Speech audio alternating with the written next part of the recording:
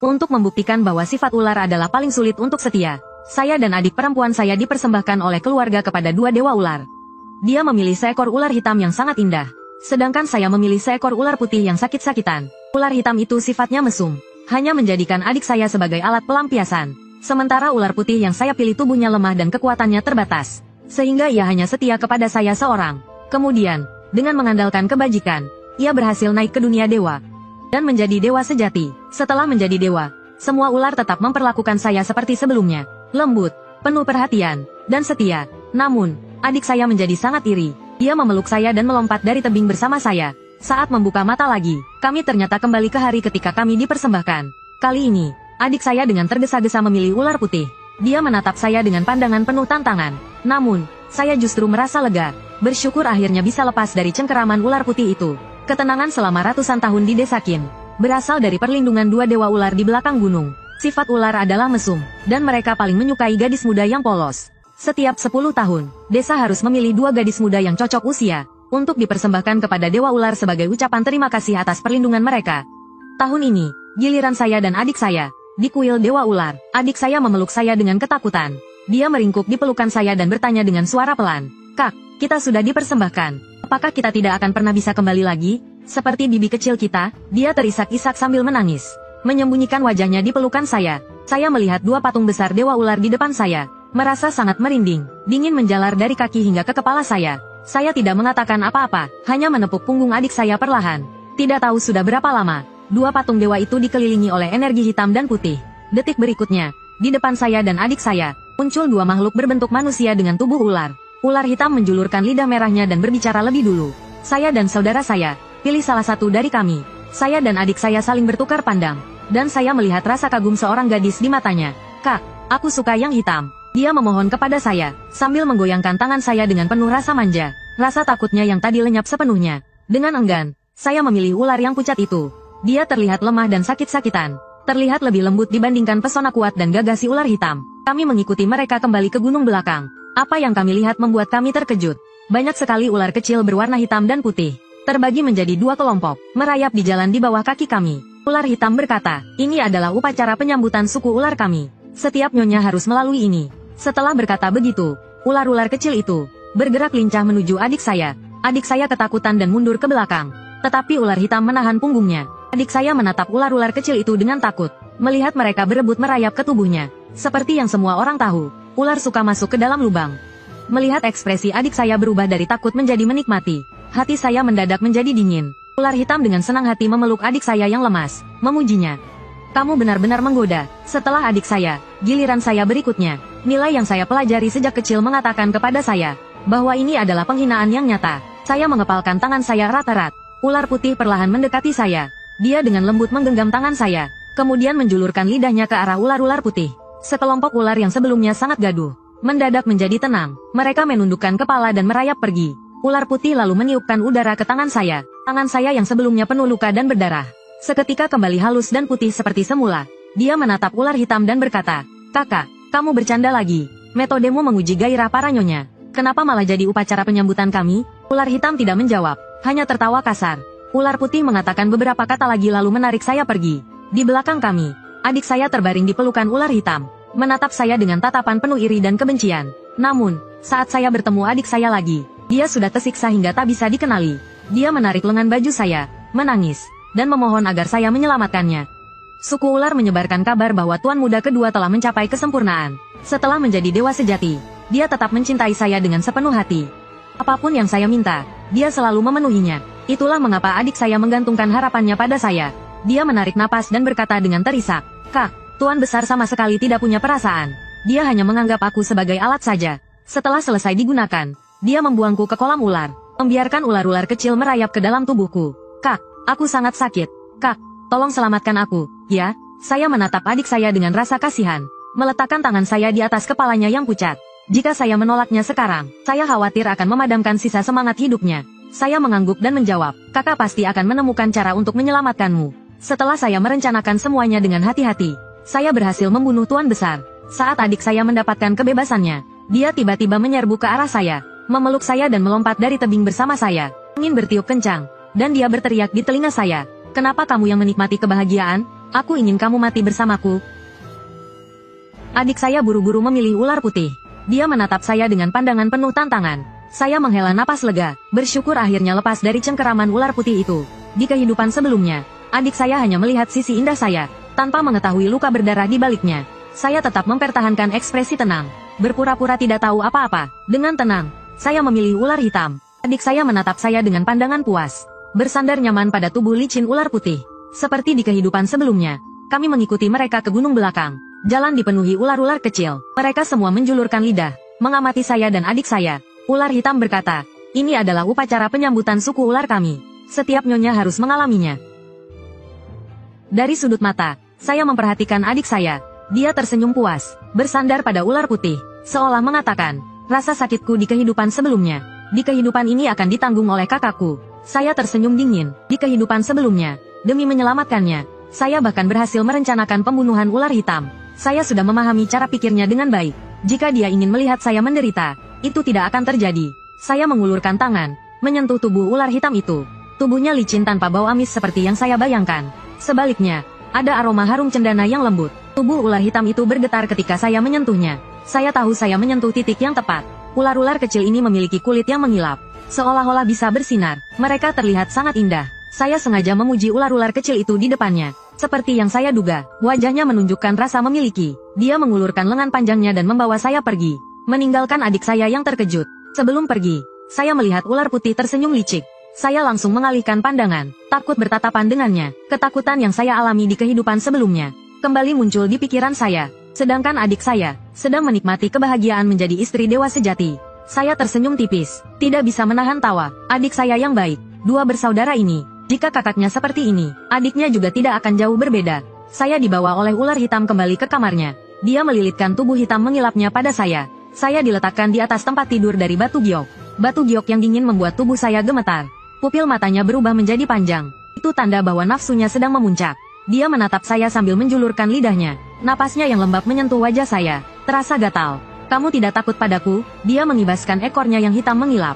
Lembut menyentuh wajah saya. Saya menyentuh sisik hitam mengilapnya, berkata dengan tulus sambil berkedip, "Mengapa harus takut? Dewa Ular telah melindungi desa kami selama 100 tahun. Melayani Tuan adalah kewajiban saya." Begitu saya selesai bicara, dia tidak lagi menahan keinginannya. Dia langsung menerkam saya. Dalam waktu singkat, saya akhirnya bisa bernapas lega. Sebenarnya, meskipun ular dikenal mesum dan sulit setia, dari dua dewa ular, Tuan Besar adalah yang paling setia dalam hal cinta. Meskipun dikatakan dia kejam dan suka menyiksa istrinya, sebenarnya itu hanya untuk menutupi rasa rendah diri yang mendalam di hatinya. Meskipun tubuhnya kuat dan tampan, setiap gadis yang dikirim ke gunung selalu takut pada tubuh ularnya. Saat perasaan mereka paling dalam, mereka akan kembali ke bentuk asli mereka. Banyak gadis yang langsung meninggal karena ketakutan. Itulah mengapa dia membiarkan ular kecil merayap ke tubuh nyonya, untuk menguji kemampuan bertahan nyonya. Awalnya adik saya sudah menarik perhatian Tuan Besar, tapi di ranjang, adik saya membuat permintaan yang sangat bodoh.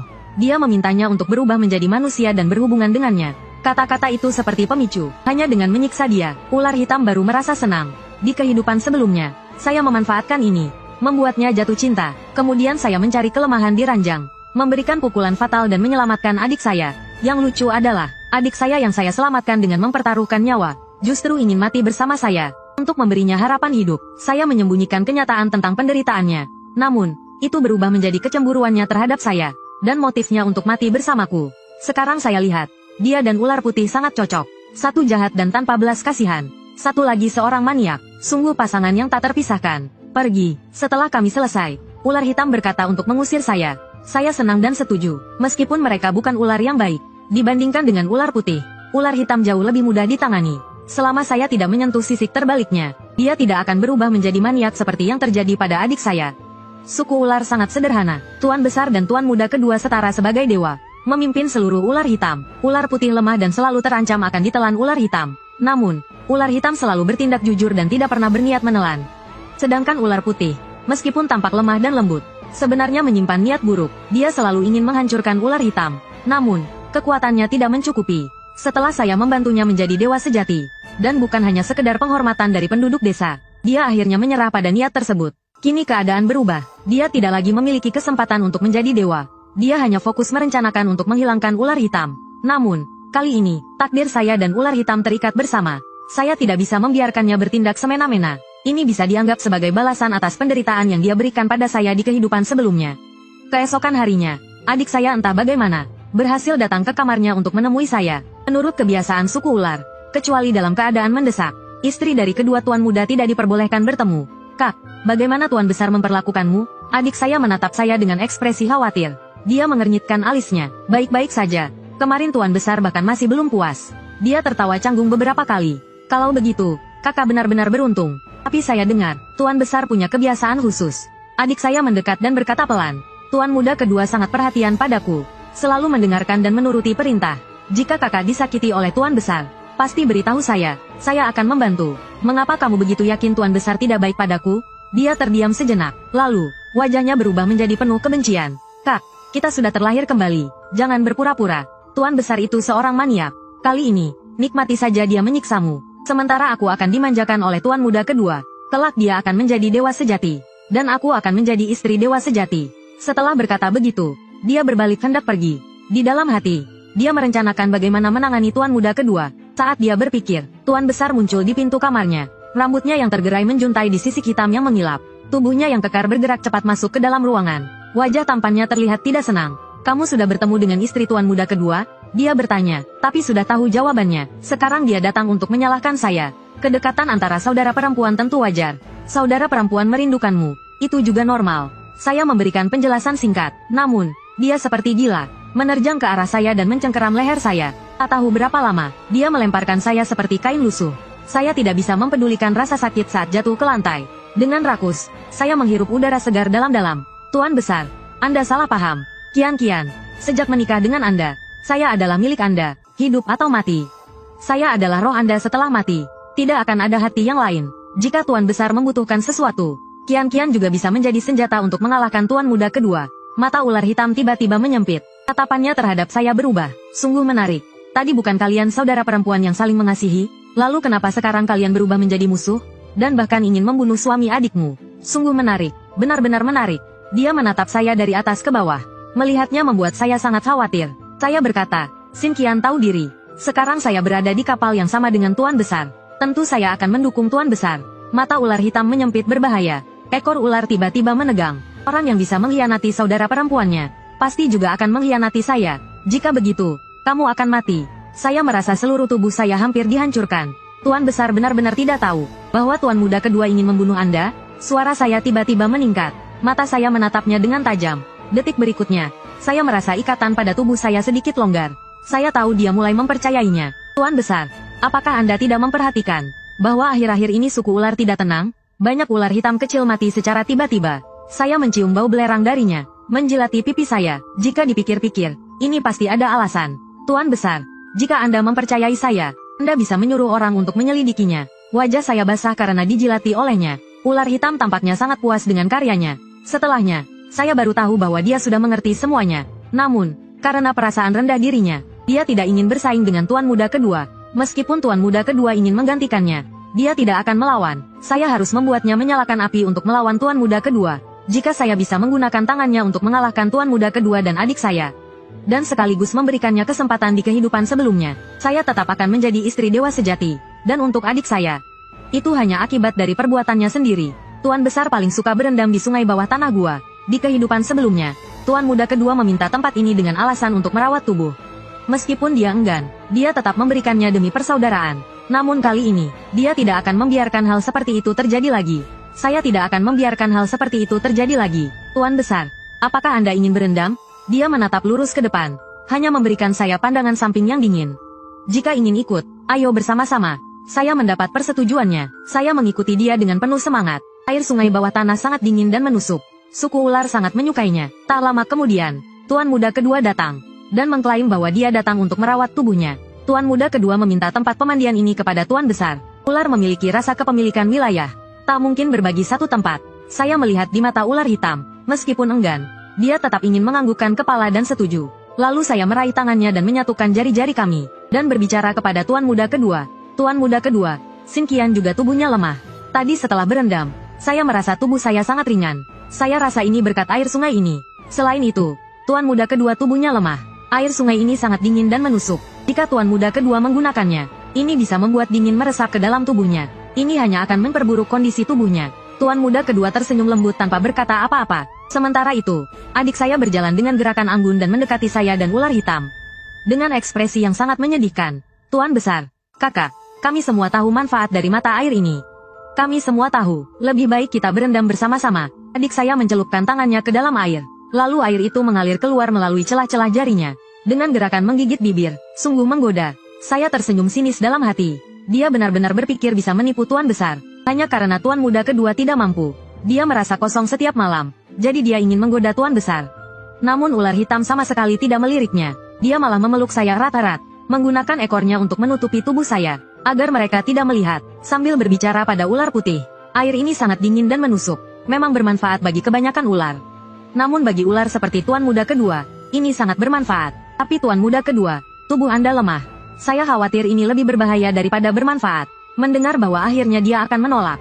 Saya merasa senang dari hati. Ini menunjukkan bahwa rasa rendah dirinya mulai berkurang. Tuan muda kedua tersenyum lembut setelah mendengarnya. Dia memanggil adiknya untuk segera kembali. Memikirkan bahwa mereka pasti belum pergi jauh. Saya sengaja berbicara dengan keras. Ingin agar adik saya mendengarnya. Saya harus berusaha keras. Akhirnya saya berhasil meyakinkan ular hitam agar saya bisa masuk dan keluar dari gunung belakang dengan bebas. Untuk menangani ular putih, dia tidak tertarik sekarang. Pada siang hari, dia tidak tertarik. Pada malam hari, saya diam-diam pergi ke kamar adik saya. Namun kali ini, yang jadi target adalah adik saya. Dia terikat erat di sebuah tiang kayu yang tegap. Tubuhnya dikelilingi oleh banyak ular putih yang menghisap darahnya. Jangan kira saya tidak tahu tipu muslihatmu. Berpikir untuk menggoda tuan besar dan menendang saya keluar. Benarkah? Apakah kamu sedang bermimpi? Dia menggeram hampir dengan penuh kegilaan. Di tubuh putihnya, samar-samar muncul aura hitam. Apakah kamu tidak mengatakan bahwa saya akan menjadi dewa sejati? Kalau begitu, mengapa kamu masih mengkhianati saya? Kamu wanita yang tak setia. Dia paling membenci pengkhianatan. Semua orang yang mengkhianatinya akan mati dengan buruk. Karena kamu memiliki hati yang lain. Maka jadilah alat peraga saya. Posisi istri. Kamu tidak pantas mendapatkannya. Saya melihat wajah ular putih yang penuh kebencian. Kenangan dari kehidupan sebelumnya muncul di benak saya. Dia berkata darah saya sangat manis. Dia ingin meminum darah saya setiap saat. Karena sudah menjadi istrinya, saya harus menjadi wadah obatnya. Meskipun nada suaranya lembut, saya tahu saya tidak punya pilihan untuk menolaknya. Setiap kali dia meminum darah, ada 2 gigi tajam yang perlahan masuk. Rasanya seperti disiksa. Untungnya itu semua sudah berakhir. Di dalam ruangan, adik saya menangis memohon. Kamu akan menjadi dewa sejati. Yang penting kamu merebut kakakku. Dia satu-satunya yang bisa membantumu menjadi dewa. Saya sedikit bingung mendengarnya. Sekarang dia menyesal. Dia tidak ingin menjadi istri tuan muda kedua lagi. Dia pikir tuan besar lebih baik. Jadi, dia berusaha menggoda saya. Saya berdiri di luar ruangan. Wajah saya tampak marah. Saya pergi diam-diam. Sesampainya di kamar, saya langsung bertanya, Tuan besar, apakah Anda ingin menjadi dewa sejati yang dihormati oleh banyak orang? Dia tiba-tiba tersenyum lebar. Rasanya menyenangkan menjadi orang yang disukai banyak orang. Pasti sangat menyenangkan. Saya mengangguk. Ya, semua orang akan menyukaimu. Dia menatap saya dengan tajam. Kamu punya cara? Saya tersenyum. Di sebuah desa 1000 mil ke selatan. 3 hari lagi akan ada banjir besar.